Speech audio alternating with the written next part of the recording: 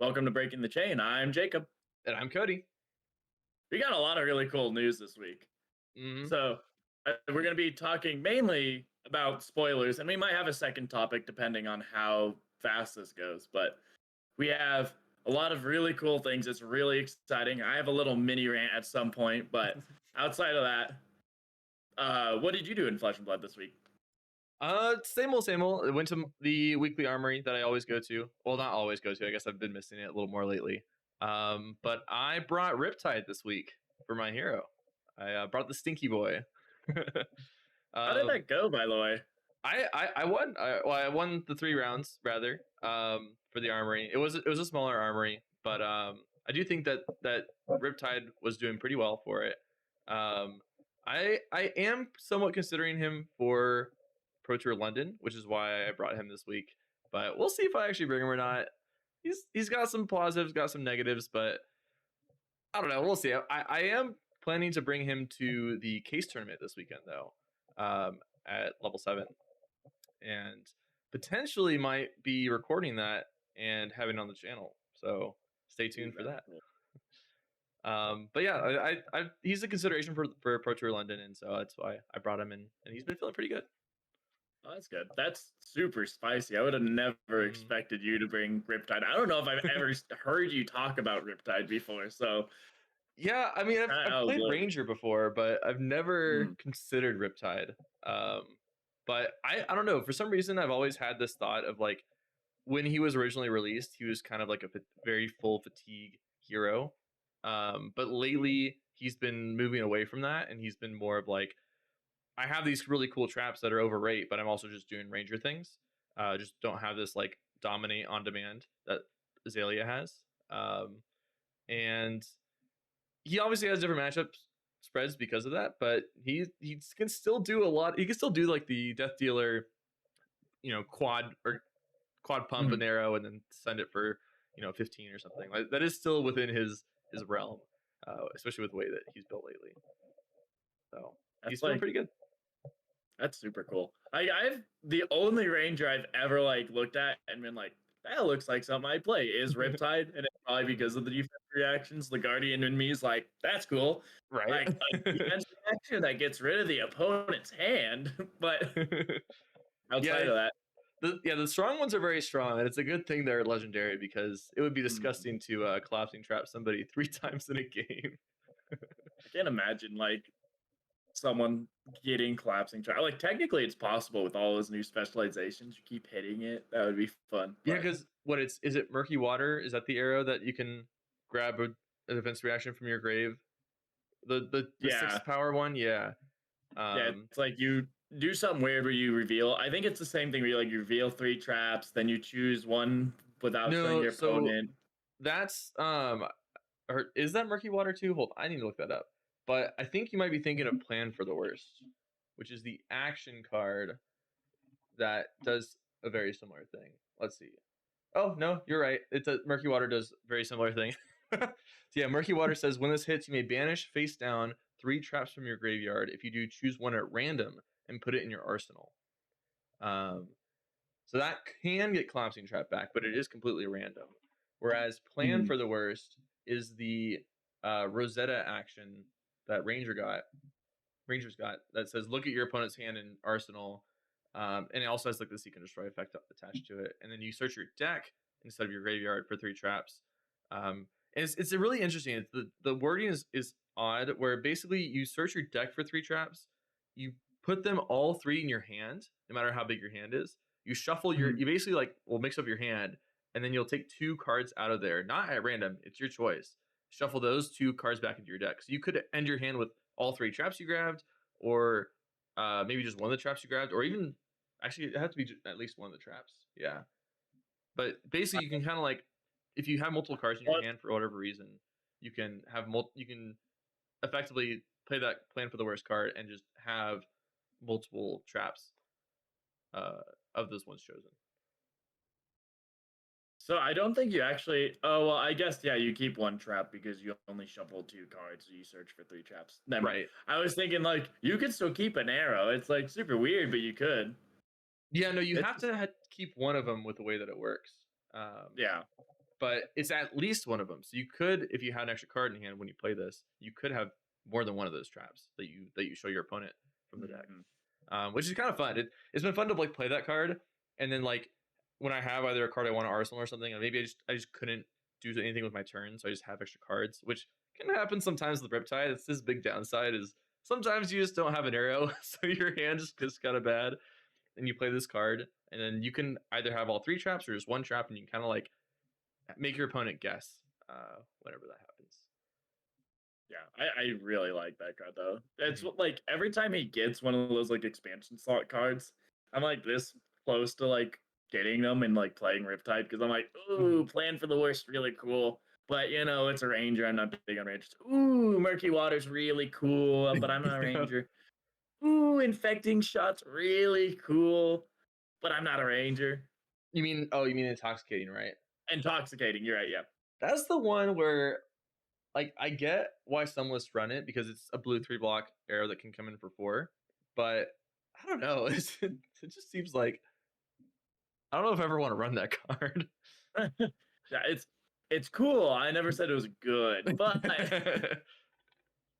I mean it triggers all your traps. Like if you pitch stack intoxicating shot and then 3 traps, like it's pretty much like a 0 for 7 that blocks 9. I never thought about that. Holy wait, this triggers all your traps. Yeah, that's the benefit of it hitting is it guarantees all your traps trigger, except for reaction ones. But I just thought that was like the downside of having a blue 4 power arrow. I never actually put 2 and 2 together with that card. I clearly haven't been playing Riptide that much. But and yeah, that was why we how get much Flesh and I Blood. think about him as not playing him. Yeah. But how about you? You brought Bravo this week again, right? Yeah, so I was actually thinking of. So I brought Bravo one because I had a lot of fun the previous week when I brought Bravo. I don't remember if that was 1 or 2 weeks ago, but I had a lot of fun with that. But it was something where I was like, oh, okay, like let me see what current Bravo builds are like when I played that week, and I searched it up, and there's like nothing I could find within the like last year and a half. I was like, yep. huh, like maybe I could step in as a Bravo player and like put something out, just like even for something simple like. So I might have a side project I'm working on because I want to do something that's even just like, hey, like getting into Bravo, like why you'd play Bravo, like some of the benefits, like oh here's like a small like, and what I did was I built a budget Bravo, which like budget it was like $200, which is still a lot cheaper than a lot of decks right now. Yep. It was like $200, and it was something where I put it together, and I want to do like, hey, here's like the reasons you play Bravo, why you play Bravos, the benefit of playing Bravos, maybe the downsides of playing Bravo, and here's like if you want to step in, here's a real nice budget deck, which you might have a lot of the cards just sitting around. A lot of it is just commons and rares that I'm sure you could go to your local armory and be like, hey, anyone have a Chokeslam blue on them, and they can give you it, but. So it's something I like might do as a side project. I don't know how long it'll take me or if I will finish. I'm gonna try. I'm gonna definitely try. I've already taken the first few steps to do it, but I haven't recorded it or like made a script or seen if I want to make a full-on script. Yeah. But it felt really good. It like the most important part is like one, I wanted it to be like capable to play at an armory, and I did get 1 game with it. There was 1 game that was a draw. 1 game I lost, which I get. Granted, the one I lost was pretty bad. But I did win 1 game with it. Okay. So it felt like a competent deck, and it does all the Bravo stuff. Like the big parts is like, I think one of the biggest benefits of Bravo is pitch stacking, and it teaches you how to pitch stack just naturally because you're going to be pitching 3 blues a turn or 1 to 2 blues a turn, or like you're forced to pitch a red. So it's like I think naturally he teaches you to pitch stack. So it's something I wanted to like, while being cheap, still build the deck to do. And I think that's where like a lot, like if you wanted to build a really cheap Bravo deck, you could. Like you could probably build it under $100 and it still be semi-functional at an armory. But it was something where I'm like, okay, like if I just do it $200, it's a pretty moderate deck for armory that still does a really good job of pitch stacking. So it's something I really want to like go in and push and like hey, it like helps you get ready for the Guardian Mastery Pack that's coming up too. So like one thing Right. or another. So yeah, so it sounds like you found an underrepresented hero at the moment, which Bravo is Mhm. definitely a little bit lacking in terms of the Guardian representation. But yeah, so then and you want to you're crafting your own deck list for it. That's pretty cool. I like that. I do think it's fun to like explore a space like that and be like, really actively investigating and trying to bring light to maybe an underrepresented hero like that. I think it is fun. And I've had like some similar experiences with Riptide so far as I was trying to look into like, hey, what are people doing lately? And I'd look in the purple Discord and there'd be like maybe 5 messages a day in that in that channel for Riptide. And so there's just not a lot of innovation happening with some of these heroes that aren't performing very well at these events. And you can kind of like let your creative juices flow and actually like put some effort in and find what's working for these heroes and not have the training wheels on of like, oh, here's a deck list. I'm just gonna copy, which is what I always do. I always just am a filthy Mm. net decker, but it's kind of fun to like stray away from that and actually just like try to improve a deck with my own experiences. Yeah, it's I think it's kind of cool sometimes to dive into those like less experienced decks where you like Mm-hmm. don't actually have a good net deck to choose from Mm-hmm. because it like forces you to innovate the deck where it's like sometimes you like go and you sit down with like like an Aurora deck like I played Aurora and it's like not that there is innovation but it definitely feels a lot more solidified than a lot of decks I play Guardian's better right now a lot more solidified than a lot of the decks I Yeah. play right now so it's like, oh, okay, like I have a pretty solidified deck. But like even with Jarl, like I don't like CYB and I don't have the Earth cards to decompose. So I have to play the ice version. But there's no great ice version. So it's like every time I play it, like it's like, okay, cut these cards, put these cards in. Like there's so much innovation in my own list and it's like yeah I get some inspiration from other people but like there are cards that I know are in my list that I've never seen anywhere else and like Yeah. like it's like I'm in love with them like they make my deck feel so good so it's like it's kind of cool to like sit down and play one of these decks no one plays and be like okay let me innovate oh this really feels good I think this is something that people are missing out on so Yeah. It's like you take pride in that too. Like it mhm. feels like it's yours and it's your effort, um, the fruits of your efforts whenever you see the results of that, right? And that's something that's like new to me because I've never really explored deck building. I'm not a good deck builder at all. That's why I usually take what other people have done and work from there because they know more about deck building than I do. But it's been a fun process to actually like not have those training wheels on and, and do all that work myself. Um, but yes, that's cool. So sounds like we should expect a Bravo deck tech sometime in the future from you. At some time in the future. It Yes. might not be soon, but like I definitely want to get it out before I want to try and push myself to get it out within like the next month. Okay. I'm looking forward to it. By the way, did you go? You didn't go to the any skirmishes last weekend, right? Unfortunately, no. So I wanted to go. I actually like practiced, prepped. I made a deck. I got like everything ready.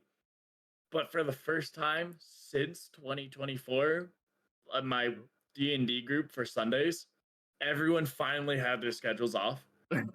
And finally, so I'm like, oh my goodness, it's been like months since we got together. And of Wow. course, like, they're like, oh, I'm open, like, got the night off. Oh, I'm out early at work. Like, let's all get together for D&D. And I'm like, I can't be the guy that just ruins this. Like, I can't be like, well, I know it's been 3, 4 months, guys, but like, I gotta cancel. So I'm like, Yeah. so it was like unfortunate because I really did want to go and I was really excited, but it was like at the same time I was really happy to get with like the group of friends play some D&D. It Yeah. was a lot of fun. So Yeah. No, and that's unfortunately I important to like didn't make it. get that game into, right? Like I have a D&D group, and it's important to get every game you can because there's always going to be someone who like can't make a certain day and Mm, cause like a week or two or maybe months delay between sessions. So it's something important to play when you can for D&D groups. Mhm. But do you plan on going to any this weekend? Are there more skirmishes nearby? I didn't see Uh, any. I don't know if I looked into Colorado Springs, but I let's know that they see. had one on that was like moving around the week for dueling lands, and last I saw it ended on Thursday, which is a definite no go for me. Um, yes, that's tomorrow. There's one on Saturday. Oh, but it's in Wyoming. Oh yeah, yeah. Yeah. Um, I guess we didn't get a ton of them, did we? Yeah, we only got two, and one of two is on a Thursday, which is really odd to me. So I don't want to be the bearer of bad news, but did you know that we had one on Monday this week? So okay, I it might have also conflicted because I did notice at some point, and Mhm. when I did check it, it did conflict with my work schedule. Oh, okay. I was wondering if it So was like if you just thought it was on Sunday instead of Monday. that's Um, that's fair. But I know when I did see it, but I thought it moved. But if it still was on Monday, then it still conflicted with my work schedule. But it might okay. be we have three, two don't work, and the one I could have gone to D&D. So Yeah. unfortunate, which is like I think this is the most excited I've been for Blitz since like I was really casual playing a Valda deck at Blitz, Hmm. like back in Everfest. So I was really excited, but unfortunately, just didn't pan out this time. Yeah. I mean, it is what it is. For this skirmish though, I did hear that Blaze took it down. Uh, which for some reason I thought she already LL'd because she is very good in Blitz, and I guess the Crown of Seeds decks were not a problem for her because I heard that there were a lot of Crown of Seeds decks there too. Verdance and Terra. And, I think Oldham's Mm. LL'd, but I think there was another Earth hero that was taking advantage of Crown of Seeds as well at that skirmish. Florian. Probably Florian, yeah. Although I don't know if I Is think, Florian actually good in Blitz? I feel like it takes you probably too long to get online. well, Crown of Seeds definitely helps That's true. You because you take can your like not decompose only does it like better. help prevent damage to keep you alive, but it does cycle you to get the like decompose cards you need. Hmm. Okay, So I like yeah. you just see more of your decks. I could see Florian being better. I don't know if he's good. Mm. I could definitely see him being better, but I think the only legal Earth heroes are Florian, Verdance, and Terra. Okay, okay. Yeah, because Briar's LL'd, Yeah, Oldham's LL'd, and I'm blanking on whether Earth Heroes exist, but I'm that's about like it. double checking. I don't see any. Yeah. No baby Jarl, so no No option for young that one. Jarl. It's okay though. But yeah, so any other are you planning to go to the case tournament this weekend? We'll see. A lot of things are changing for me at the moment, which is Mm. like good. But it would be cool. I'll figure out later exactly where and when. But that would be Yeah, cool if yeah. I could go. Yeah, it sounds like it'll be a good time. I'm definitely going. I'm almost certainly bringing Riptide. Although I think Enigma is my second. Tasty. Yeah, I think Enigma is my backup plan. I'm not sure yet. I haven't decided if I actually want to keep practicing Riptide if he's actually good enough to keep playing or not. I think I'm gonna plan to use that case tournament as like a proving ground for him. If I do Okay. well at it, then I'll probably bring it to Pro Tour. If not, then I'm probably gonna play Enigma at the Pro Tour instead. Um, but yeah, we'll see.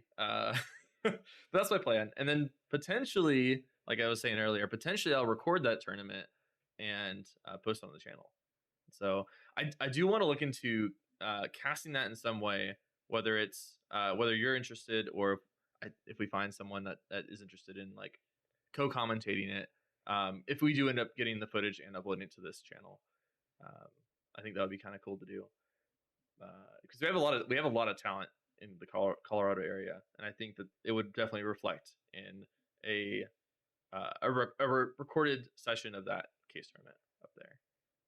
Yeah, and I feel like there's got to be a lot of really good. Like I know there's a lot of really good games at like the top level that would be Hmm. recorded, and it would be a lot of fun to go through those. Yeah. I can't tell you I'd be good, but I would definitely be interested in like casting it. Oh yeah, I mean, if you were interested at all, you were casting it with me. Don't worry. I just wasn't sure if you would be interested or Fair not. enough.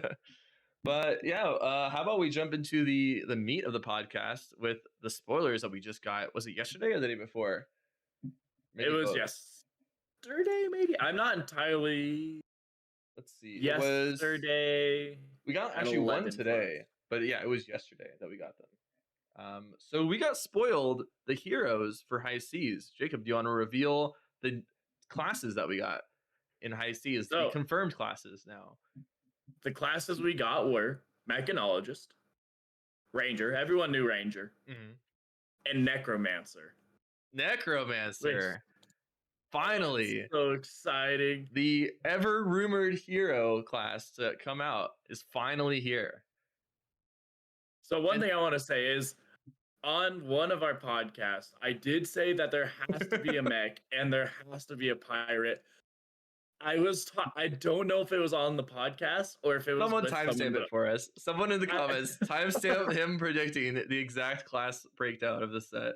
But it's like I was talking to someone about like, oh, they like I don't know if it's a podcast or just some local, but I'm like, I wouldn't be surprised if there's necromancer. Like over the last few sets, we've gotten so many pirate / necromancer cards, and you know, Flesh and Blood likes to spoil stuff like a year ahead. They'll be like, oh, well, look at this little card that means nothing, but means it doesn't fit in the set at all. And then like a year later, you're like, oh, it makes sense. So like, I know I was talking to someone somewhere about all that. Yeah, I'm pretty sure what we both theorized on this podcast on maybe it's like episode 3 or 4 when we got teased about High Seas. I'm almost we definitely theorized the classes, and I was like kind of going with the flow of people suggesting that there was a warrior, but I wasn't like that convinced because we just got a warrior in the hunted. So I'm glad to see that we aren't getting a double class in a row, even though warriors could probably use the help. It still would be kind of odd for them to do that. So yeah, mechanologist, ranger, and necromancer. And what are the names of these heroes, Jacob? Okay. So you've got the ranger is Marlin the treasure hunter. Okay, that's pretty fair, pretty normal. You've got Puffin Hightail, who's the mechanologist, which is a pretty unique name. And then you've got Gravy Bones, the shipwrecked looter. I actually have what this a wild name. Oh, I don't have it on the screen because my OBS isn't capturing it. It's only capturing Discord. All right, well, you'll definitely find the spoilers in your local Discord channel. They're everywhere. Yeah, Gravy Bones. Is there some background that you know behind that name, or is that just they thought the name was a good name for a necromancer? Well, it's definitely a play off of Davy Jones. I didn't catch that the first time. Oh. That's funny. Uh-oh. I just thought it was like a play off of like Davy Jones, but it was like really funny because I didn't see the spoilers, and yesterday we're sitting down for the armory and everyone's talking about it, and they're like, that Gravy Bones guy is so cool. Like, I don't know if you heard me, but I thought everyone was like playing with me for like 5-10 minutes about like Gravy Bones coming out as a necromancer. I'm like, haha, funny joke. And then someone's like, look at the spoilers. I'm like, what? I pull up the spoilers. I'm like, oh my goodness, they're real. It does sound like one of those fake spoilers that people will throw out there. Gravy Bones, the necromancer hero. You're like, oh yeah, funny, right, guys? Like, yeah. But no, it's real. And we have on all these heroes, we have a new symbol that's on there. We have actually we can go over all the text that we have so far, but we have this new symbol that's immediately notable. That is currently thought of to be as like a tap or exhaust symbol, but we'll have to wait and see. It's kind of like back in MST when we got the heroes with the chi symbol, and we didn't know what a chi was at the time. We also have this. It almost looks like a yin yang symbol and a lot of them will say either action dash this symbol and then a comma, meaning it's another cost to do it. But we don't know what it means yet, and that's gonna be interesting to find out. Yeah, it's super interesting. It does remind me of like Mistveil and all the crackpot theories that came up with the blue pitch. Mm-hmm. Like I can't think of any off the top of my head, but there are some definitely crazy blue pitch like theories that like people are like, oh well, obviously it's this. I'm like, how would you even design that in a card game? Like, Yeah, I remember that too. I don't remember exactly, like you said, I don't remember exactly what those theories were, but there were a lot of like very widely different theories on Chi back when that happened. So we'll have to see if we're on the right track so far. But we do get to see most of the text in these heroes. So Puffin Hightail, which is the mechanologist hero. Oh, we haven't mentioned this yet. All of these heroes have the pirate talent on them, which is definitely a little bit surprising. We did not expect that. yeah, Uh, and I kind of thought like I know I talked about this on one podcast. I'm like, oh, it might be something like royal. mhm. But then we also got a couple more spoilers that show that there are actually talent cards for these heroes, not just like a tag of pirate. Yeah, and it is possible that it's going to be like chaos, where they do print some chaos cards, but it's Mm, kind of with the way these cards are, which we'll go over in a little bit. It kind of seems like there's going to be a trend of talented class cards, but yeah, we'll have to see how it turns out because it's not looking like a royal talent so not at far. all. Um, but yeah, so let's start off with Puffin Hightail. This is the pirate mechanologist hero that says action. This little yin yang symbol. I guess we're gonna call it the tap symbol for now, but that might be wrong. It might not be a tap symbol. Action tap. Destroy a gold you control. Create a golden cog token. The second time you crank each turn, we think it says draw a card. But that is covered up right now. And we Yeah. don't know what a golden cog token is yet, but the theory is that it is an item with crank. And so you'll be able to destroy a gold to create this golden cog and crank it. Mostly because this action doesn't have go again. But if golden cog does have go again, then you can crank it and get your action point back. And then that would just mean that you would need to play a second crank item that turn to then draw another card. Draw your free card for the second part of the action. But anyway, we can theorize about that later. The second hero is Merlin, Treasure Hunter. This is the Pirate Ranger hero. Action, tap, destroy a gold you control, create a goldfin harpoon and the theory is banished zone, but it could be in your hand. Go again.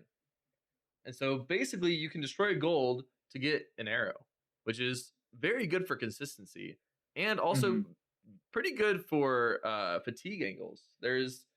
I know back in Outsiders, Azalea kind of had to do some pitch stacking to in order to not get fatigued by the assassins in that set. And so having a way to make an arrow by destroying gold that you create during the game will help against that. Sorry, I'm theorizing against these heroes. I need to read them all out first. I'm doing some more theory. I'm getting ahead of myself. Sorry. The second half of the Pirate Ranger hero is whenever you draw a card during your action phase, you may put a blank. It says you may put and then it's covered up something your hand face up into your probably arsenal. I It would might assume be it's put an an arrow. arrow. Yeah. Yeah. So basically, the theory is you can put an arrow from your hand face up into your arsenal. So basically, if you crack a gold, then you can then load an arrow face up into your arsenal, which is a pretty big deal. Notably, this. Oh wait, does that trigger the? Oh wait, no. I'm thinking of the quiver for Azalea, but I think it's actually a specialization, isn't it? It is a specialization for Yeah, it Azalea. is. Okay. It's also from your deck, so never mind. But I was thinking One that thing there'd be like a way to give it a name counter easily. totally. One thing I'm really hoping is that her gun is like a harpoon gun. And Yeah. like something crazy, like something like unrealistic, like I don't know, like I don't know how good this would be, but it's like a harpoon gun that is like pay one load, put like 3 aim counters on your arrow. For each aim counter, your arrow gets +1, but it doesn't have like go again. So like you spend your turn like loading this arrow to shoot it, and maybe you have like an arrow that has That'd go be cool. again, so you can like some weird like that. I want something crazy with this like a That would be sick, harpoon gun. yeah. Because like, it's unfortunately, as long as Azalea is still in the game, the Rangers are always competing with Death Dealer when it comes to what bow Mm, they're going to bring. But we do know it's going to be a bow because arrows have to be you have to have a bow to attack with an arrow. Um, right. so We're not getting psyched out like Riptide this time. yeah, we're not. Well, it's more that we're not getting a gun ranger, if that makes sense. Like I was maybe hoping Yeah. that we would get. But anyway, Well, I'm hoping. let me Yeah, let me yeah. let me Go read ahead. off the necromancer hero really quick before we go any further. The biggest part. Yeah, the one, this is when we actually have the entire text revealed. So Gravy Bones, Shipwrecked Looter, the Pirate Necromancer hero, instant tap, destroy a gold you control, draw a card, then discard a card. If a blue card has been put into your graveyard this turn, you may play cards with Watery Grave from your graveyard. Um, so that's interesting. He's the only one that has an instant ability to destroy a gold, to draw a card, then discard a card. This is pretty reminiscent of Acilio's hero ability, where you can discard an instant to draw a card once per turn. But notably, this isn't a once per turn effect. It does have the tap symbol, which means maybe it's once per turn through that requirement, because none of these actually do say once per turn. So Oh, I didn't even realize that. that's why we think that it's going to be like you have to exhaust your hero as a cost, and then that would prevent it. That basically makes it once per turn in that sense. Um, Hmm. so there might be ways to untap your hero or allies, which we'll get to later, to then do these effects multiple times in a turn. But so far, we don't have enough information for that. But basically, we now know that he's going to be interacting with his graveyard based off of this. Yeah, it's kind of cool because it like feeds into him because it like his second ability is if a blue has been put in your graveyard this turn, you may play a card with Watery Grave. So like his instant ability lets you just like destroy a gold, put a blue in, like draw a card, put a blue in, and then play from your graveyard. So it'd be kind of cool if he has like some like weird defense. Like normally you can't get defense reactions out of your graveyard, but it would be cool if he has like a Watery Grave defense reaction that like maybe if you play it from your graveyard, you can like you banish it. But like something weird like that where it like allows you to do defense reaction because it's an instant. Or like he has like we assume he's gonna be dealing with allies because I Yeah, think we'll like get to that in a second because the other spoiler cards are hinting towards that. But yeah. but yeah, so actually, yeah, let's go through the spoilers, because that'll give Oh, some totally, context totally. into what our theories are. We do have a macro revealed, kind of like how Rosetta had a that I forget what it was called, but there's a macro you started out with in limited. But unfortunately, I'm not sure if we know what the text. Sanctuary of Arya. Yes, exactly. Thank you. We do have another macro, which is I think is a really cool part of limited. As a limited Mhm. enjoyer, I think macros are really cool for it. Um, it's hard to read. There's a lot of the text covered up, but the Marvel promo looks sick. It is really Oh, it gorgeous. looks so good. It's called Treasure Island. It is a high seas macro landmark. It says something like blank times a hero is attacked each turn. Something this. Something or an ally you control deals damage to attacking hero. You remove that many gold something from this, then create probably tokens, that many gold tokens from this, then create gold tokens equal to the number of counters removed this way. Oh, maybe gold counters probably then. So Okay. you're oh, it's probably each time a hero is attacked each turn, put a gold counter on this. And then when you or an ally deals When damage to defending hero, you remove that many gold counters from this. then Create create gold tokens equal to the amount of gold counters removed this way. interesting. So you're Oh, basically I see. when it's each time a hero is attacked, I think is what it is. A lot of words are covered up, so a lot of this is like not guaranteed. But Yeah, this is interesting theorizing. I wonder. So the Rosetta macro, Sanctuary of Arya, each player had that macro, and I think that that's like the definition of a macro is that each player starts with it. But it would be interesting if this was a singular macro between each hero, such that you're both putting counters on this and you're both trying to steal the counters from each other, if that makes sense. oh, that'd be kind of fun. Because then it's like But whoever can get the loot first gets the loot, you know. Mhm. Um, That's cool. but I do think that each person would have it just by the definition of a macro. But anyway, sorry, I'm getting the theorizing step again. We do have some additional cards to some additional spoilers. So we got a new gold token, which looks amazing. Well, sorry, one sec. Before we move on, I just want to note that this macro does say ally on it. Yes. And that's where like a lot of the proof, but like a lot of the assumptions go for like Necromancer being an ally type hero. Yes, because that is a big why would part it of say ally if no allies are in it? We actually have another spoiler that's not shown in our Colorado Discord. I don't know why, but we do have some more spoilers. That one was a leak. Maybe I'll find it in a second because we do have some other spoilers. Yeah, we got a really sick cold spoiled gold token. That's part of the Fabled event package. And then we have 3 action cards, or assume action cards. One is Chart the High Seas, a Pirate Necromancer card. Look at the top 2 cards of your deck, assumedly. Some of this is covered, so these are assumptions. Look at the top 2 cards of your deck, and you may pitch a blue card amongst those. Put the rest into your graveyard. Create a gold token for each card discarded, I believe, and then put it into your... Oh, sorry. Create a gold token for each blue card put into your graveyard. I believe that's what it's going to say. So basically, you can play this card, and it has go again. You can play this card. You look at the top 2 cards of your deck. You can pitch a blue card, so it automatically pitches itself in a sense. You're just pitching a card at the top of your deck, and then you create a gold token conditionally based off the other cards discarded, I believe. I think it's going to say blue. So that's the Pirate Necromancer card. There is Golden Sky Warden, which is a Pirate Mechanologist action. 7 power. It's a yellow pitch. Oh, by the way, the Chart the High Seas is a blue pitch card. I don't know if I mentioned that. But yeah, the Golden Sky Warden, yellow pitch, unknown cost, 7 power, Galvanize. When this defends, destroy an item you control. If you do, this gets +1 defense, I believe.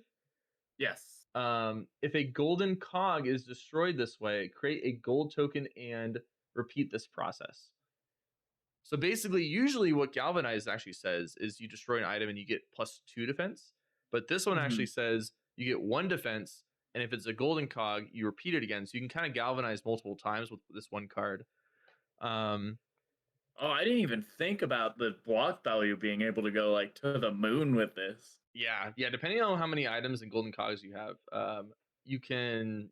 We don't know what the defense is. The defense is covered, so it could be like 0 defense or 1 defense. But most galvanized cards, defense. But most galvanized cards are 2 defense, and I expect it to be 2.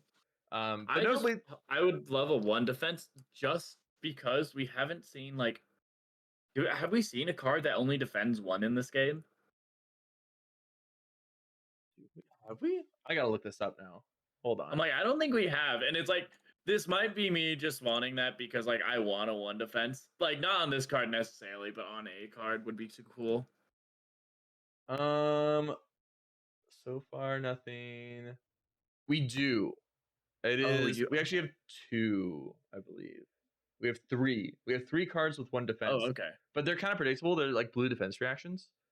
Oh yeah. Yeah. There's also the Mechanologist block, the Evo upgrade, the Steel Street Enforcement block that starts at 1 block.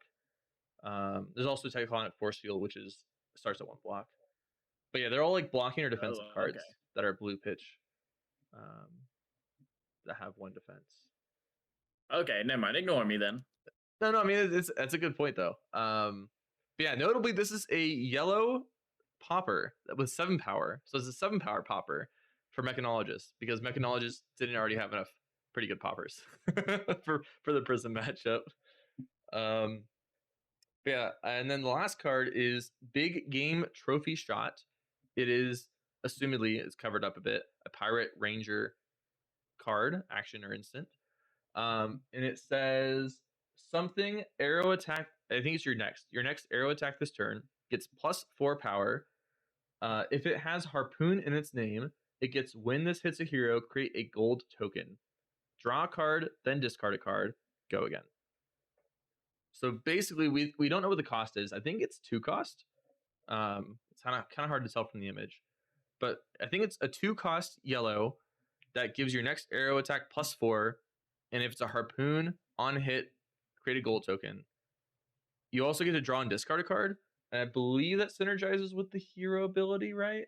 So because it says whenever you draw a card during your action phase, you may put an arrow in your hand face up into your arsenal. So basically, Oh, okay. yeah. So if you have a harpoon in your hand, you get to play this card. You discard a card, draw a card, triggers your hero ability, so you get to load the harpoon that way as well. So it's possible that the bow that we get for Marlin Treasure Hunter does not automatically load an arrow because your hero ability is how you load the arrow. Or like I said, it doesn't have go again. Yeah, And maybe like this. But I would. I'm theorizing that the idea is that your bow isn't loading the arrow, your hero ability is loading the arrow. That's fair. It's kind of more of a passive effect. That would be interesting. Yeah, but so those are most of the cards, and then there's 3 that aren't shown here, but I saw them in another spoiler channel. Let me find them really quick. I don't know if they're leaks, is what I'm saying. So we could move past them. You think we're not supposed to share them type thing? Yeah. Okay, then we won't. But basically, they further insinuate allies are in the game, specifically for the necromancer. But we already know that from the macro. Macro. Yeah. Yeah. So they aren't really revealing much in terms of like what's in the set because we already have the macro that tells us that there's allies in the game in the set, which are almost certainly on the side of the necromancer. So with that being said, let's theorize some things. So one thing I want to say is I love that parrot with like the mech or like the robot wing. Mm-hmm. I love the arts, but I like that parrot. I love the harpoon, and I just love Gravy Bones. Art, fantastic, beautiful. The Marvel, beautiful. I feel like every set Flesh and Blood like comes out like they're like always topping themselves in one way or another. Like, oh, you thought the last set was good. Mm-hmm. Hold my horses. Look at it. It's crazy. Yeah, I am a huge fan of the look of these heroes. I think they all look sick. Puffin Hightail, by the way, it kind of feels like they're leaning into the whole Victor Goldmane thing of the hero being the horse. And I think the hero is the bird. I haven't seen that. That's so funny. No, I mean because the name is Puffin Hightail, and like the bird is almost as in the frame as the lady there. So it's assuming that you're actually just the bird, just like with Victor. So we got a horse hero, we've got a bird hero. Yep. But no, we're already winning.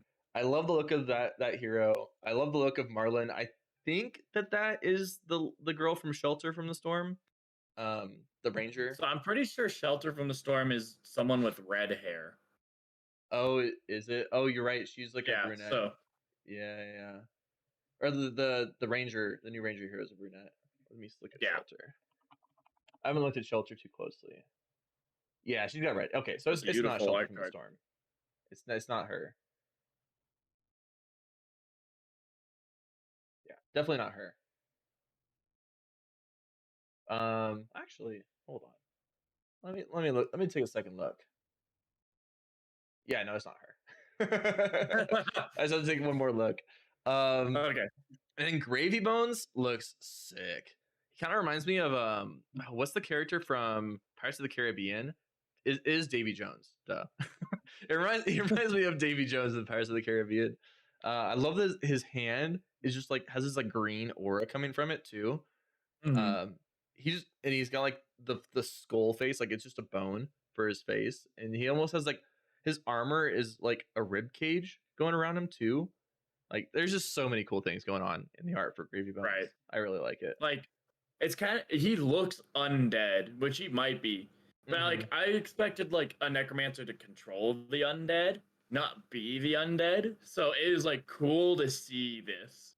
I think he's both. I think that's like the I think he is idea both. of Davy Jones is like he is like he's not necessarily undead, but he's like both dead and the leader of the dead, right?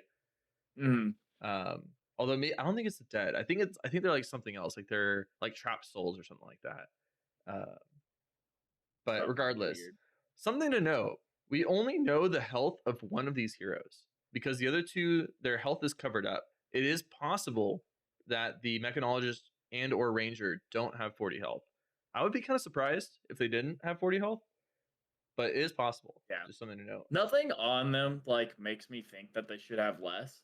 Because it's like they don't have like inherent go again, which is one really big thing that does that. Or another thing that also happens is when a hero does damage like in an obscure way.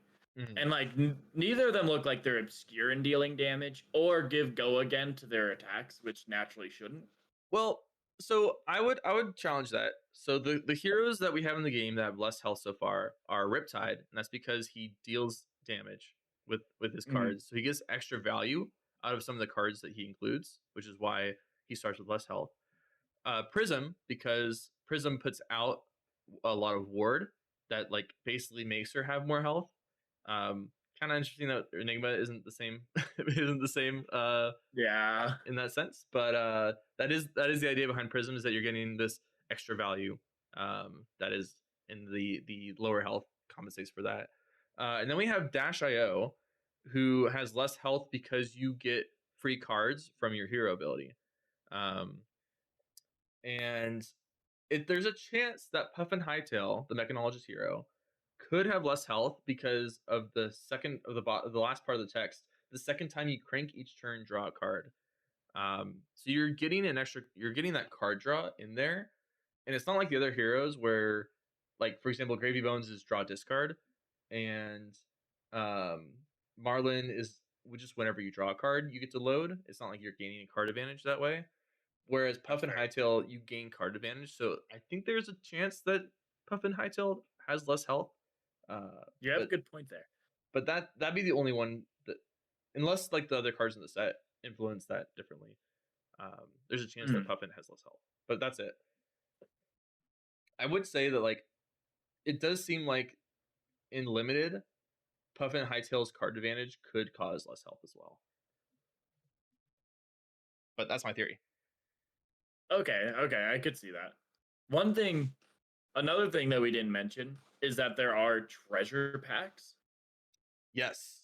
So, like part the Mythvale, where you had those secret packs in the boxes, it looks like when opening boxes, you might find the buried treasure in your box and have an extra gold pack that has something special in it, which Well, is super cool. that might be the case as well. I do think that this is specifically referring to the world premiere event package. So usually Oh, you're right. when you go like these bigger events, you have a random selection of promos. Like you'll get I like for this for the hunted, you have like either EA Art of Dragonfire or EA another majestic card. I forget the other ones. Um, or sorry, it's Art of Dragon Blood. I think is the first one that I meant to say. But Mhm. basically, usually when you go to these events, you get like a random promo in with your event inclusion, and I think that this might just be a different way of presenting that. But I could be wrong. It could be that it has some other goodies in there. That's fair. It could just be part of the event promo. I think it would be super flavorful if it was something like the Mistveil stuff. Mhm, And I'm I wondering agree. if it's like oh, like you get one of these for showing up to this event, but you can also like naturally find them inside boxes. Yeah, I do feel like it's meant to be similar to the gem packs, where you That have makes sense. a good chance of hitting, or you have a chance of hitting something really good, but there's also just like it's just like a gem pack. Like you could get some good stuff, you can get some just like other cool stuff in there, but you have like good hits and bad hits, if that makes sense. Um, and whether or not it's similar to the MST treasure pack, I don't know. But yeah, that is something good to know.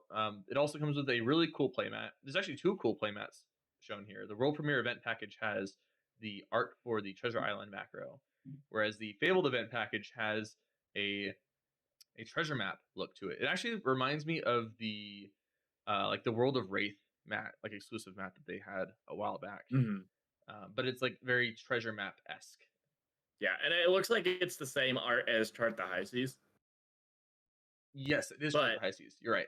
I That's wonder big time. if it's I wonder where this map lines up with the World of Wraith. Like it's got to be like it's so hard, but like I wonder how these like locations also affect like the grand lore of Flesh and Blood. Like just a Yeah. weird like lore dip. Like is this north of Solana? Is this south near the Demonist? Like kind of where the Demonastery would be?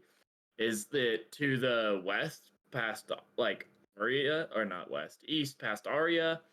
Like I can't imagine it's west behind the Savage Lands, just because like you don't see the edge of the Savage Lands on the map. I presume it's north, but I don't know how relevant it is. But like I do wonder when I see this. Mhm.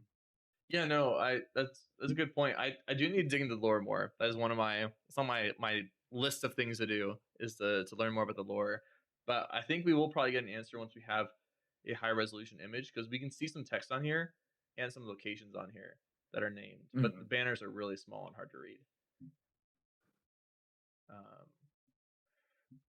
but yeah, It'd be so kind of cool.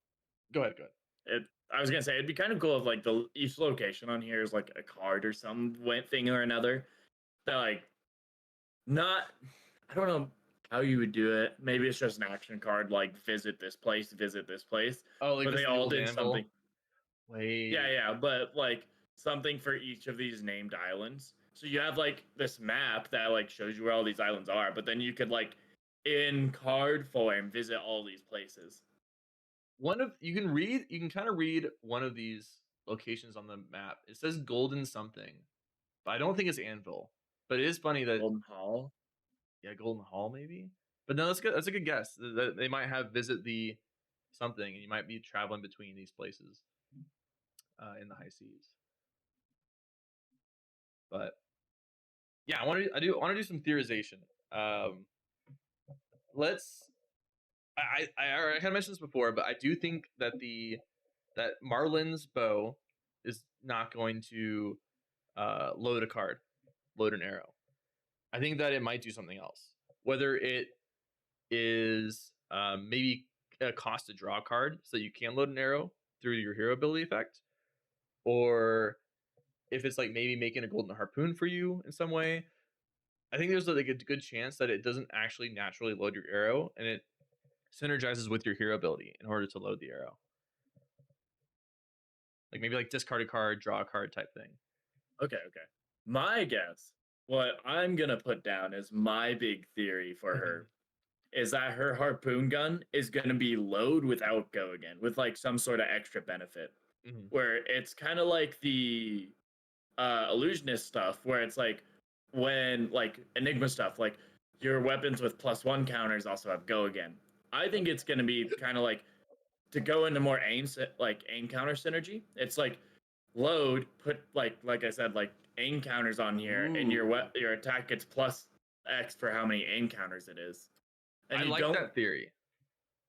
So that's like you spend an entire turn like loading this giant arrow into your bow. So the next time you can launch it, So or like into that your harpoon. that was actually what I was going to say next. Is I think because it's going to be what is the harpoon the name of the tool used to fire the arrow, or is the harpoon the name I of think the harpoon is the arrow. Harpoon gun is the big tool, the pretty okay? much gun So of it. I think that the harpoon gun, because of just what you said, where it's like it's this thematically it's like this whole process of like cranking it up and like getting it ready. I don't think it'll give go again for that reason. I think Mhm. thematically you only fire this thing once per turn, and so therefore go again wouldn't make a lot of sense. Um, I do think that they would lean into aim counter synergy though. I think that is an area that is a little bit underrepresented right now in the ranger class. Mhm. Um, it's like it's just something that's like on the side. Like it can happen. Like Azalea can and put an aim counter on her stuff with her quiver, and there are cards that explicitly give aim counters. So there's some equipment from the armory Azalea armory deck that gives aim counters, but there's not a lot of aim counter play in the meta right now. It's not a very strong archetype, and so I would think that they would flush that out and have some sort of aim counter uh, benefit to Marlin. I think that would be really cool if the bow did give aim counters for some at some cost. Yeah, it'd be cool. And I imagine the cost is like the bow itself doesn't have Kogan, so you can like load the arrow, but Yeah, you don't have any benefit. yeah. That's my crazy crackpot theory. Like this is tinfoil hat Yeah. episode. Like everything we say is just tinfoil hats, theories, crazy ideas. Oh, 100%. Yeah, this is all just like uneducated opinions. I don't know card design at all, but but listen to why I'm right. right. So now I already mentioned before part of the theory of golden cog for the mechanologist being an item with crank. But Mhm. do you have any thoughts on like maybe what other things golden cog might do? Do you think maybe it also has a similar text to a gold potentially? Um, could it maybe give some power in some way? Like I have no idea honestly. I think it could do almost anything. I I can't think of anything amazing. This sounds really dull, Mhm. but my idea is that Golden Cog is just a gold, but with crank on it. Yeah, I could see that. I think it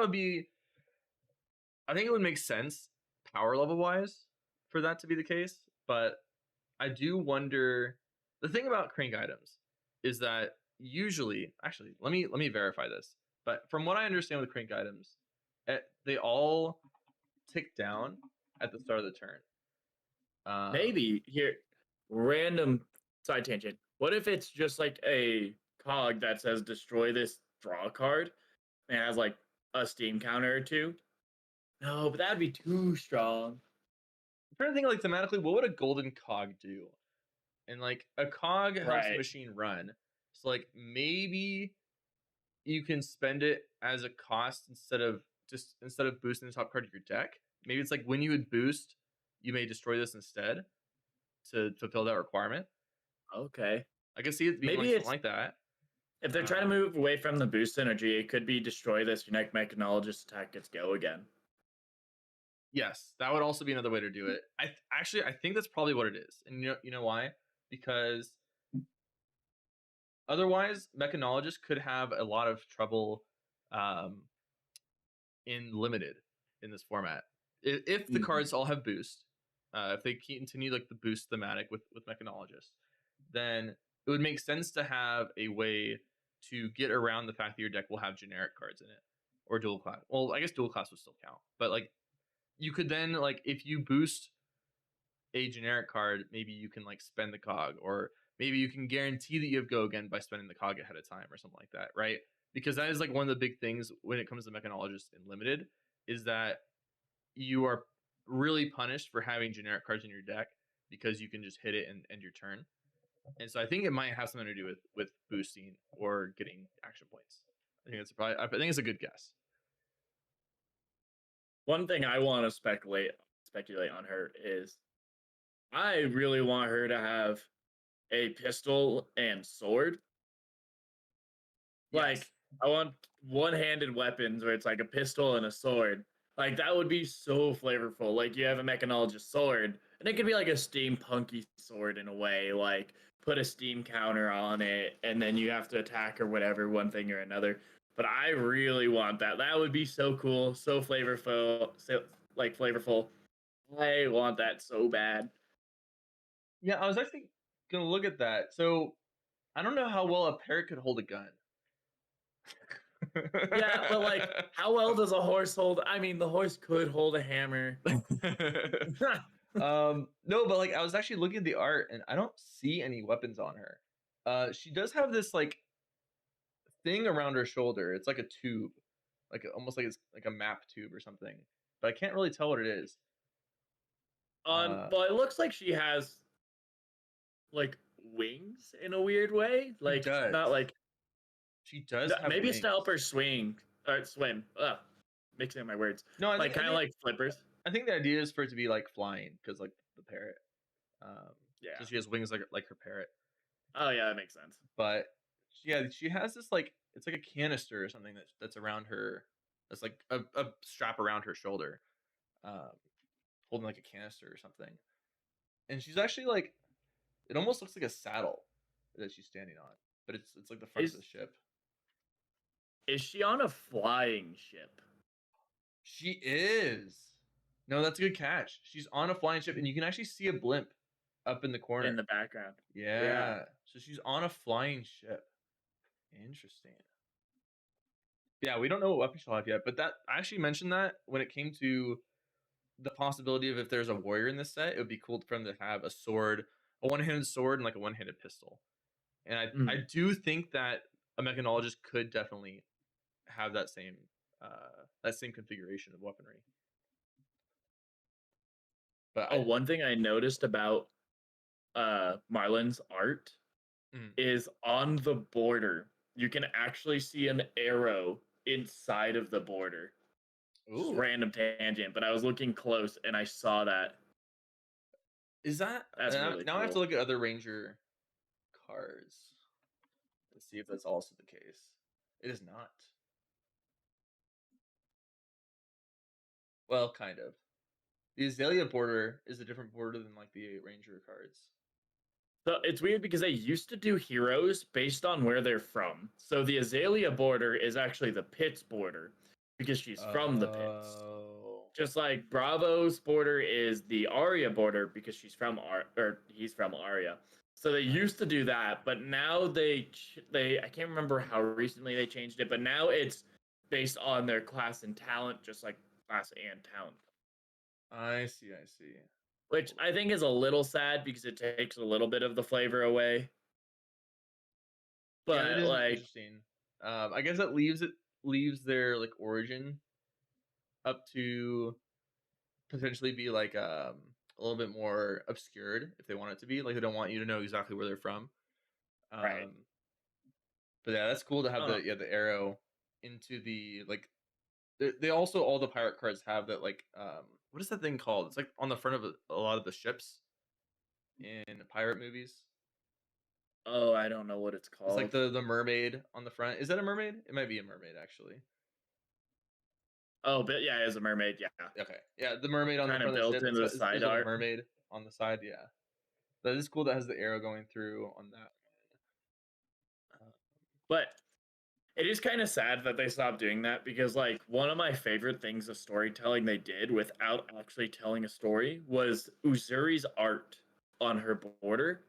Her young form is the Mistvale border, and her adult form is the Pits border, which shows that in her life she moved from Mistvale to the Pits. Just showing through card art alone, which is really cool.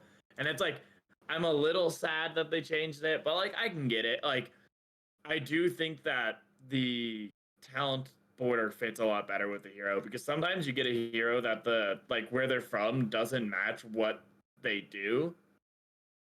Like Uzuri is a definitely pitsy kind of assassin. So Mistveil border does not really match on her, just for like example. I mean, it does for her young art, but yeah, I get. Yeah, that's fair.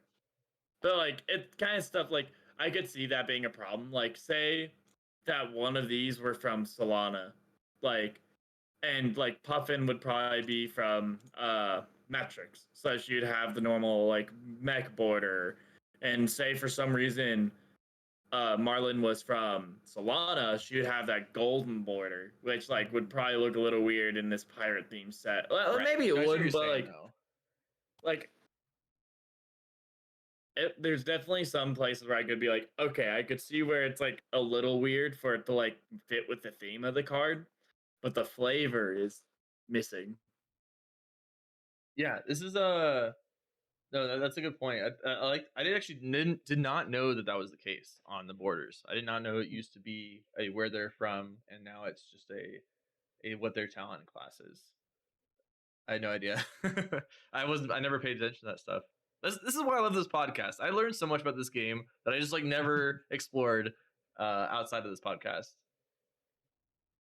So that's cool. So Go ahead. even in like, sorry, random tangent, I'm trying to figure out when they stopped doing that, because heavy hitters, if you look at the heavy hitter borders, you have Betsy, who's from, for example, from that Coliseum. I don't know that Coliseum, for example. So she has a Coliseum border. That's where she's been born and raised, and it shows that's where she grew up. You have Dorinthia has that gold. Aurora also has. I guess it's slightly different, right? Because she's an elemental. It's a little different. Yeah. It's like the nice thing about like she's from Aria, so like the Aria border matches the kind of talent border, which is nice. She doesn't have all the rainbow colors because Aria, like you, if you look at Bravo, he's the original Aria border where it's like rainbow-esque all the way up. Nice. So what did we have after heavy hitters again? Mistfail, but I think they all have the Mistfail borders because they are all talented that way, so it kind of just fits in naturally. So Mistfail, like Katsu has the same border as Enigma because that's where they're from. So you had heavy hitters, Mistfail, Rosetta. The Mistfail border on Katsu is actually slightly different because I guess it was the first border. They have been changing borders. Like the elemental borders have actually changed a little bit, just in general. Yeah. Katsu and Enigma. And like you have Kasai, who in their set has a Volcor border, but she's not talented as Draconic. I guess Iris from Mistfail, huh? And then, yeah, Ira is from Mistfail. But I do think that's Rosetta. I think Rosetta is a little bit of the break off. Is the break off where like, unless I guess they're all from Aria too, though. Are they all from Aria? Then you have Acilio's not from Aria, right? I mean, they're all. Who's from Aria? Is Acilio from Aria? Yeah, he's okay. So Acilio's lore. So it actually looks like they are following it a little bit. I don't see it in the pirates, and it might be that the pirate border itself, they're just born out at the open sea. That could be it. Anyways, but Acilio's lore. He's actually a construct built in like the region of Aria from what is like called the Seekers. They're an ancient civilization, and they built him, and he's supposed to wake up when the Aesir, which are similar to gods, wake up. So him waking up is a bad sign for modern like flesh and blood, because that means that the Aesir are waking back up. And it was something where it's like foretold that he's going to wake up. And it was actually Aurora who runs into an ancient vault of the Seekers that finds Acilio and wakes him up. Oh, I didn't know that. Spoilers. Yeah. Okay. Acilio is also huge. I don't know if you've ever noticed. No, I remember seeing something a while back about he's like actually just absolutely massive. Yeah. Yeah. But so I guess like for the most part it does follow, but it is like different than when it originally started. So maybe they still do like that storytelling, but it's just a little different. Yeah. I guess Balda still has that original Aria border. Okay, maybe I'm a little wrong, and they were just raised out in the seas. Yeah, I guess they're just all from the seas, and that's why they have these borders. But it's kind of interesting though. But that's also like Aria was also slightly different based on their essences. So I guess it is like based off of their like sub talents and classes. It's a little different, but they still have the main part of where they're from, which is good. I like Yeah, that. yeah, Okay, yeah. Okay, Jacob seal of approval. You have passed. okay. That's nice, nice. um, okay, so yeah, who we haven't theorized yet on too much is Gravy Bones, the necromancer. Oh yeah, yeah. Um, so we have under pretty good suspicion that he's gonna make some auras, not auras, allies. Because of the macro mentioning allies, Mhm. and because of some other spoilers that leaks whatever that also mention allies. So we think we pretty much know that he's gonna have some allies, which we always knew about necromancers anyway. Necromancers summon the dead, right? And so Yeah. we always knew that they were gonna have allies, but we don't know what his allies look like yet.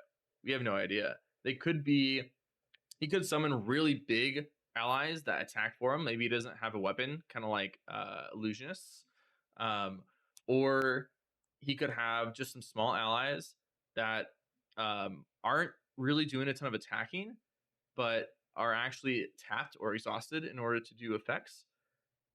We don't know yet. It could go either way, honestly. However, have a theory that they are not going to repeat Dromai's Rake the Embers situation. I think that a lot of people have complained about that, and like it's a pretty um it's a pretty like uninteractable thing for a lot of decks to have a ton of small allies. And we know that the cost of Kasai making allies with Raisin Army is very high for a similar reason of like you need to have a pretty high cost to have a ton of small allies, at least if they have Go again to have a ton of small allies. So I think that he won't spawn a ton of small things is my theory. I think he's going to either have big things that are his weapon, kind of like Enigma in a sense, or he's going to have small things that don't have Go again that maybe like you can chain end with or something, and they're more meant to be used to power up your attacks and your abilities than they are to actually be your weapons and your source of damage. One thing that like I think could happen, and this is something I like theorized about necromancers a long time ago. Hmm. Oh, what would you do if they brought it in the game? Anyways, but what if their allies have counters on them, kind of like Steam counters, where every turn you tick it down, and when you hit 0, the tokens get removed because they decompose. They're like Yeah. rotting zombies and skeletons. So it's like the obviously can't do decompose counters because that's all your keyword, but like a rot counter. So like this zombie starts with 2 rot counters, and when it hits 0, remove it from play. So it's I like like a that. token, and like you could attack it, but it's like something where it allows you to have that like rake the embers situation, where it's like I create like 100 allies. Like 100's extreme, but the idea is like I Yeah. create a lot of allies, and the opponent can have the option of turning around and blocking out Mm. and still being able, okay, like I can't handle this, let me just block out. Next turn they'll all be gone, or in 2 turns they'll all be gone. And then it allows for like some like interesting cards that are like add a rock counter to all your allies. So like that Okay. could be like a 0 block 3 red, and that could be an insane majestic, where it's like all of a sudden you keep them around an extra turn, so next turn you can swing them all again. Again, my little No, no. tinfoil hat is on. I think that's a really good idea. I think that is exactly what that type of gameplay pattern would need is a way for them to automatically remove themselves over time, without the opponent having to directly attack each of them, because there are a lot of decks that just can't handle that, like Guardians and Brutes can kind of handle it, but basically, yeah, it would allow decks to have another angle of removing the allies without having to directly attack them, and I think that is a pretty strong theory. I think that could very likely be the case. Um, Especially be considering that tap ability on allies, if it's like an additional cost of like they're going to go away soon, you may as well tap them and get like a benefit out of them before they go away. Mhm. um but I think it's good. I think it's a good theory. And then we see that his second text talks about cards with watery grave you can play from your graveyard. Um, and we keep seeing this like mentioning of blue cards. So I have a feeling that watery grave is going to be on blue cards. Um, and they'll get a benefit from being played from the graveyard, or maybe they just don't do anything unless they are played from the graveyard. Um, but it could be a situation of like similar to shadow cards, where if they're played from the banished zone, they get like +1, or they get this effect of the other. It could be very similar to that, where it's like if this is played from the graveyard, then it gets +1, or it gets go again, or it gets this, that, the other, right? It, I think that's a very good possibility for his watery grave thematic cards. I wonder if a lot of his watery grave cards, like his blue ones especially, are going to be legendaries, kind of like Griptide. Because you already have effects to like search it out through like Call to the Grave. And the Yeah. effect, unless it says like when you play this, banish it, the effect of re-summoning the same dead zombie over and over again, especially if it's like perhaps like one of your majestics. Like, just for example, say like one of the cards is like summon a like six like a 6/6 zombie token, and say it has like rock counters, like 6/6 zombie token with 1 rock counter. Well, if I just discard a blue every turn, I'm throwing a 6 at you. It's like a 1 card 6, Mm-hmm. which like might be really strong, and especially if it has go again. So I'm wondering if it's like it's a legendary, so it's like harder to guarantee you have it, or if like when you do this effect, you banish it. You know what I mean? Yeah, no, I think it's gonna be the latter. I think that it will either be. I think the watery grave will literally say when this is played, banish it. When the combat chain closes or something. Like it could be something like along the lines of like when the combat chain closes, banish this card, because then the Mm-hmm. way that you get into your grave is not by blocking with it, but by strictly discarding it, and you have to like get into the graveyard without it touching the combat chain, right? And that's where your effect comes in, or you draw a card, discard a card that would get in the grave without it being banished, or like Call of the Grave, where you directly throw it into your graveyard from your deck. I think that's probably that's my speculation on what Water Grave means, is that if it literally says when this leaves the combat chain, banish it. Okay, okay. Yeah, that I would think make anyway. sense. Yeah, because then I don't. It would have to be like a really weak card to allow you to play it over and over and over again. Like it would have to be Right. like a blue 2 attack or something without go again, because otherwise you have like a drone of brutality scenario where you just like you just always Oh, have that's very fair. That's very that fair. like card advantage, that deck damage advantage in a sense. I mean, you do have to discard a blue to play it from the graveyard, so No, you you don't are have to losing a discard. card still. You just have a blue card just has to go to your graveyard. So like if you play like Okay. blue sift or something, then you can then play stuff. Or if you play like blue, well you can't right now, but if you play like blue Oh, count your that's perfect. blessings, if it was legal, then you could also play it. Like you do have to like spend a card to get the card in a sense, Mm, but you still get the benefit of the card, right? right. Um, I am curious to see if there's going to be water grave cards that are instants, because then you could like you could run cards like Warmongers or something that, like you end the chain with the Warmongers, but then you still get the watery grave effect after you have spent your action point. Oh, Um, that would be so weird. right? Yeah, That'd be exactly. It's, super cool, but it would be weird. like if it's like as an instant you can like summon the skeleton or something, then you could like play Mm. Warmongers as an instant, summons like skeletons from your watery grave, and then like next turn you have these allies that you can swing with if you pick war. So I think that's like a possibility, but we'll have to see.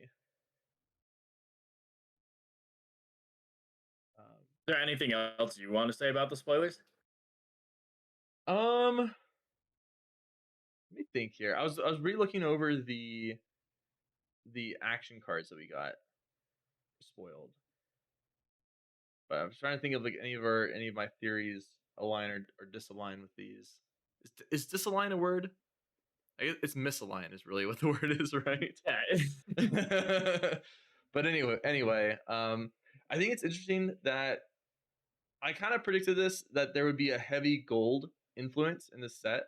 Um, and we see that with the cold foil EA gold token, which again looks phenomenal. Mm. I absolutely love it.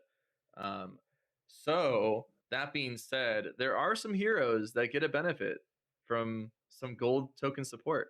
Do you know what those heroes Heavy are? hitters is getting a buff. Yeah, and that's actually funny. I kind of forgot about Victor, but I was thinking of the Warriors, Olympia and Yeah. Kasai. They both Gold is the really, payoff, baby. yeah. But yeah, like they both want gold, right? Kasai gets their Hmm. free weapon swings to the gold, and Olympia, well, I guess Olympia has the visit the golden anvil, but there's not really a payoff for Olympia yet. I think that my theory, my actually, we'll get to your hot take in a second. My hot take is that Olympia is getting a card in the expansion slot, and is just going to get indirect support in the set. And Olympia might be a force to be reckoned with post High Seas. That'd be cool. What was your So hot take, by the way? my Yeah. hot take is less like what I think people get, but one thing I might be wrong or misaligned with is I always thought my little mini rant hot take that whenever someone has a talent, it is how they interact with the world using magic. So, for example, like the Tales of Aria heroes, the reason that they have the essence of earth, ice, and lightning is because that's how they use the flow to interact with the world. And the flow is the natural state of magic. So that's how like magic travels through the earth, through the ice, through the lightning. It is Okay. the natural state of magic. So it is something when they have that talent, they interact with the natural state of magic. With you go down to like draconic, like there I like the draconic talent is how they interact with magic using the blood of the drakai. So it is a passed down like heretical magic interaction. So like with Dromai, like making dragons out of illusions, or Phi use like being able to like bend fire to make phoenixes in a way. So and like draconic, that's when you have that tag, it's that natural, or that's how that magic kind of works. I know that the rune blades are a little different with how they do magic, but a lot of the times it's them like kind of like rune blades and wizards directly deal with magic because they have a like magic is aether, like that's kind of the term in Flesh and Blood. Mhm. I might be completely wrong, but like my thought is that it is them tuned directly to the aether, and those classes deal direct in magic instead of being like attuned to magic. But like being a draconic wizard, like for example, you would have like the royal blood while still being attuned with magic. Like, and the Solanians have the light talent because they are dealing with an Aesir that gives them the ability to interact with magic in a way. And the shadow heroes is they talk to what is called like an Embra, which is like a demon that gives them the power to interact with magic. That has always been like how like my understanding of talent has been, is that's how these heroes have been able to interact with magic. Well, you have some heroes that are non-talented, like Ira. She's not talented, she's just a ninja. She doesn't interact with the magic of the world, but she's a talented fighter and is still like able to compete, although she doesn't have any magic capabilities. Kind of with KO. Like KO is just like a berserker. Like he's like called the berserker run in one of his forms because he's just brutish in physical.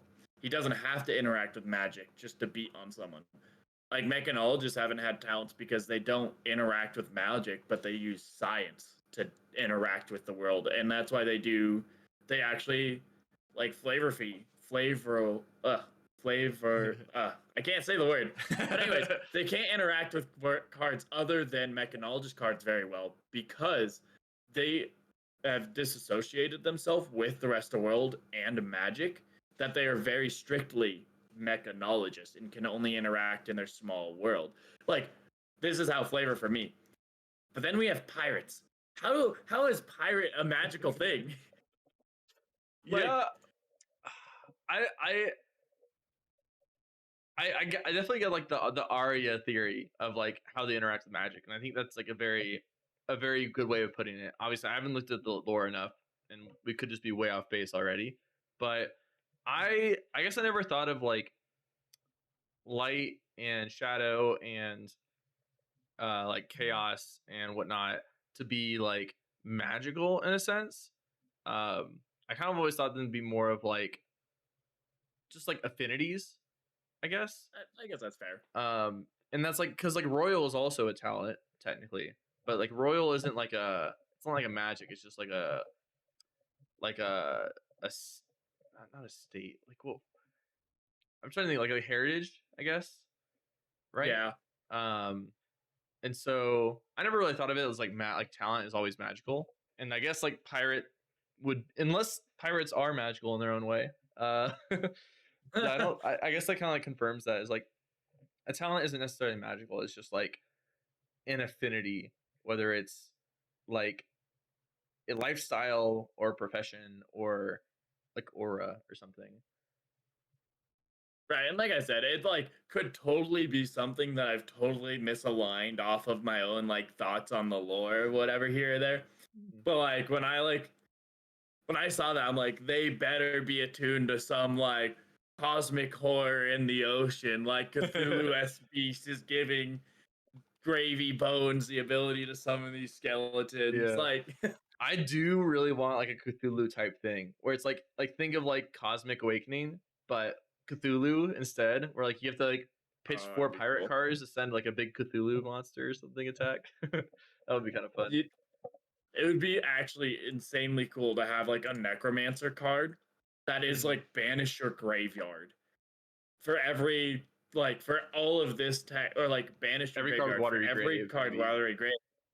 Yeah, you Yeah. deal it does like +1 or whatever, and it's like a 0 for 2, and it's like so like end game you have a crazy amount of watery grave in there. It's like boom, this is a 0 for 12, like Mhm. something cool, but like you have literally just lot like if you don't kill them there, like you can't do it. Your hero ability's off. You can't summon anything. You are nothing as a necromancer. Anyways, but yeah, like part of me is like I really want them to have all attuned to some weird kind of like this. Yeah. I got mine from a magical kraken or whatever, whatever. But that's always been like I guess my little thing about like the talents is like that's how they interact with like magic or like those kind of things within the world of Wraith. Although like again, it might not be directly magic, but affinities.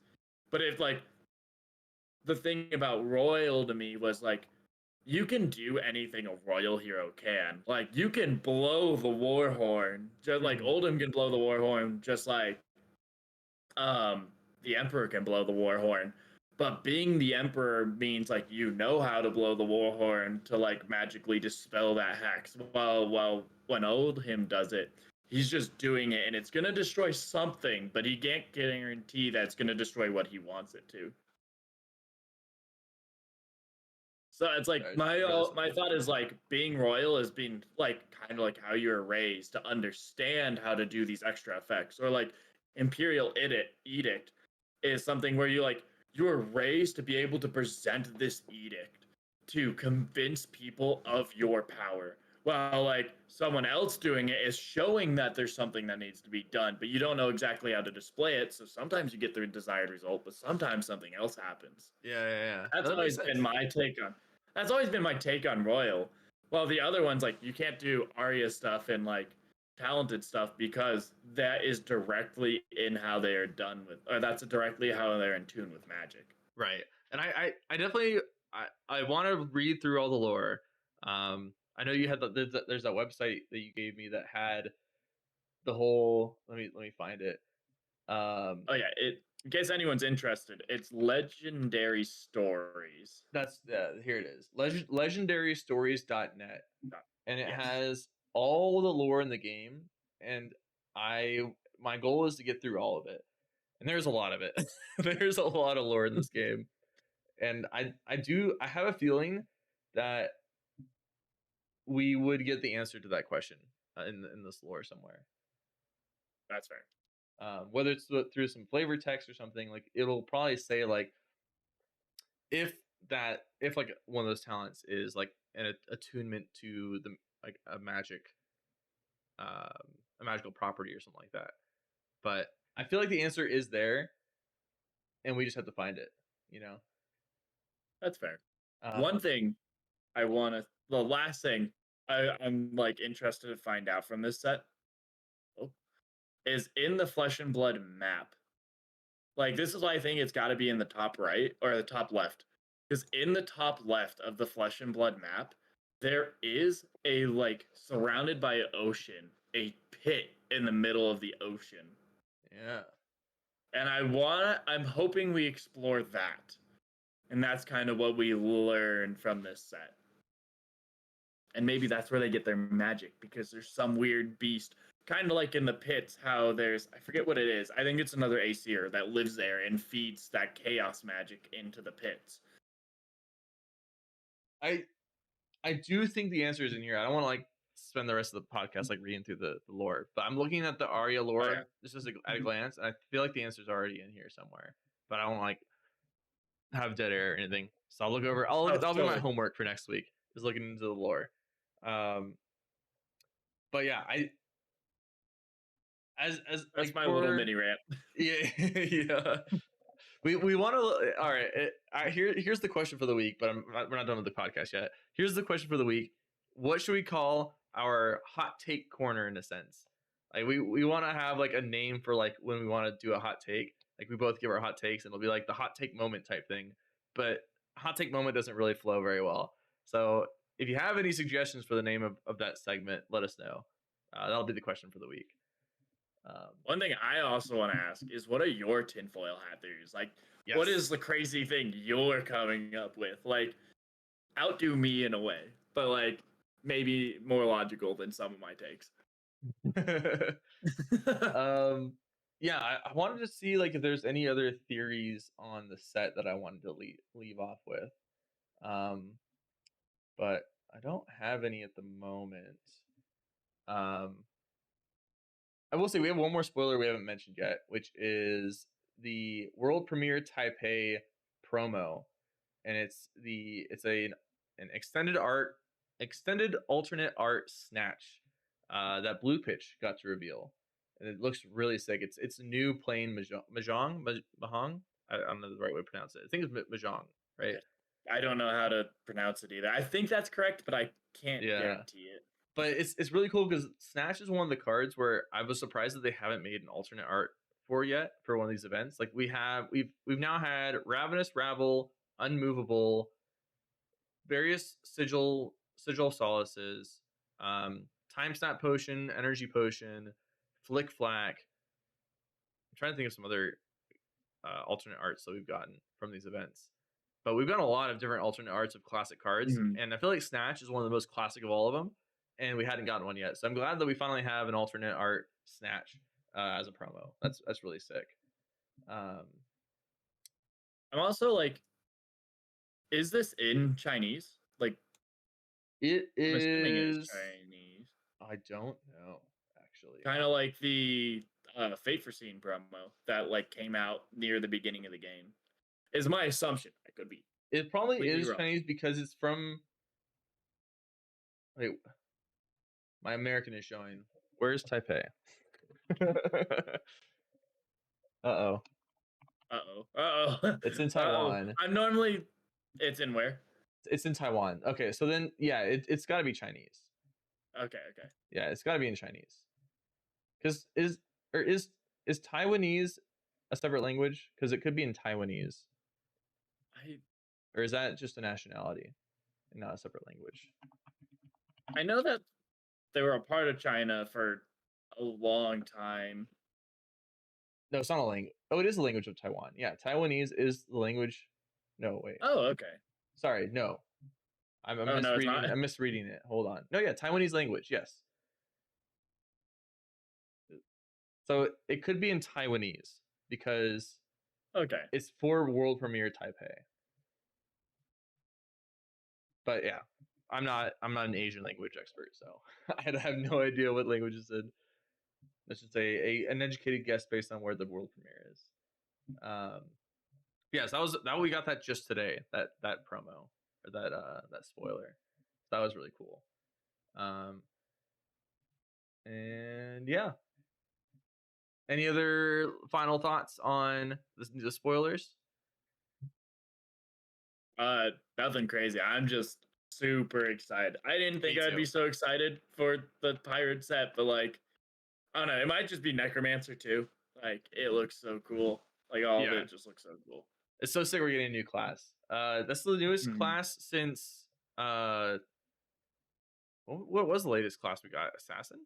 Assassin Yeah, back in Dynasty. yeah. The newest class since Assassin was that 2 years ago. Something like that. Yeah. Yeah, It's been a something long time crazy since, like since that. we've got a new class in the game. So yeah, so let us know what our hot take moment should be called. Let us know what kind of crackpot theories you have for whether it's the lore or the set. And yeah, until next time, I'm Cody. And I'm Jacob. Thanks for watching.